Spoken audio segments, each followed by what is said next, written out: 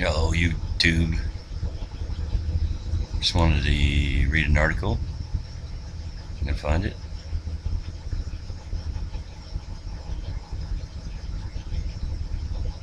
Where is it? Where is it?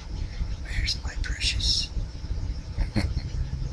The world's wealthiest people have responded to economic worries by buying gold by the bar, and sometimes by the ton.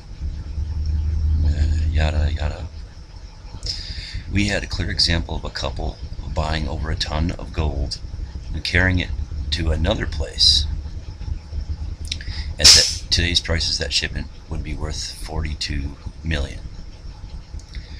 And it also goes on to talk about George Soros, billionaire financier. George Soros, echoing comments from investment guru Warren Buffett last month, described gold as the ultimate bubble because it's costly to dig up and no real value. It has no real value except in its marketplace. Well, of course, George Soros and Warren Buffett are going to tell you that. They don't want anybody to buy gold because they help to engineer and destroy the system. And when the system is ultimately destroyed, they're going to profit again. That's what I've been saying. They want to see the system fail. They want you to think gold is a bubble because they want to make $1 billion.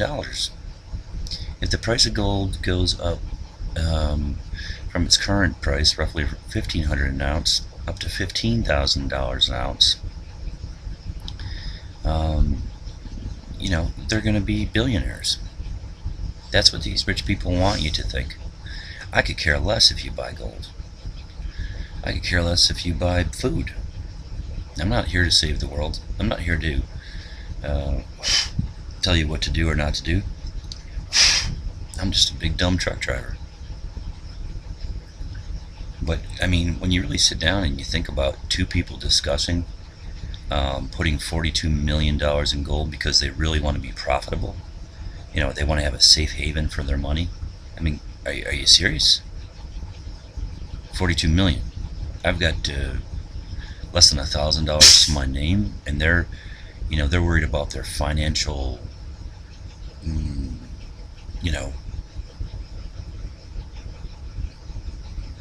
whatever, their financial health. Who do you know? I mean, if you're going out and you're taking and you're buying $42 million worth of gold, I mean, you're probably worth $420 million, conservatively. So it's in these people's best interest to destroy the system and profit on gold and silver and all these other commodities. It's in their best interest to see it fail, which brings me to the next point. Let's see if I can find this here. There's a new article that came out today where the G20 has said that,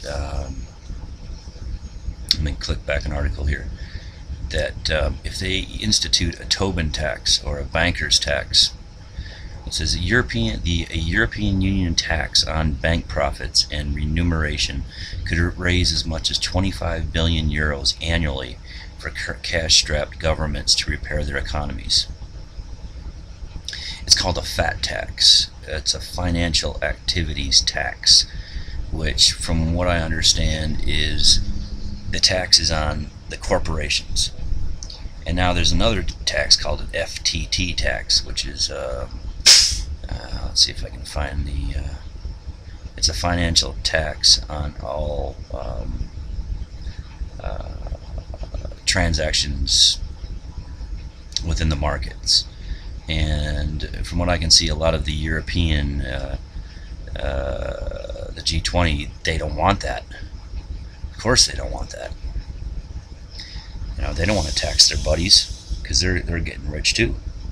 But there's a couple, I think there's 2 states, I think Germany and France, who are actually saying, yeah. The Commission also backed a tax on financial transactions such as stock bonds, stocks and bonds, as called for by Germany and France. So Germany and France and I believe Brussels are the only ones that got any balls. The rest of them don't want the FTT tax because that's taxing their banker buddies. Well, we don't want to step on the bankers' toes. They can hurt us. We don't want to tax derivatives. We just want to tax the corporations. Well, yeah, the fat tax is going to tax the corporations, and guess who's going to pay for that? What are they going to do when they tax the corporations? Well, the corporations are going to say, "Screw you! You ain't going to tax us. We're going to just raise the cost of our prices."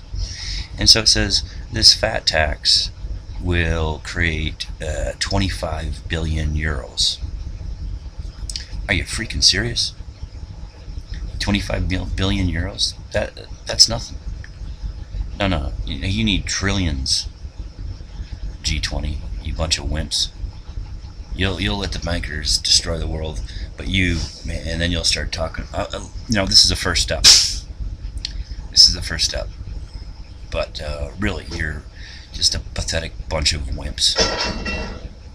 You don't need 25 billion in euros. You need at least 25 trillion in euros. Well, what's going to happen when they start taxing monetary revenue as it passes through, circulates through the entire world to the tune of 25 trillion, start taxing derivatives? Guess what's going to happen? It's all going to stop. That's what the Tobin Tax was designed to do, was to stop speculative investing. One of the things it was designed to do.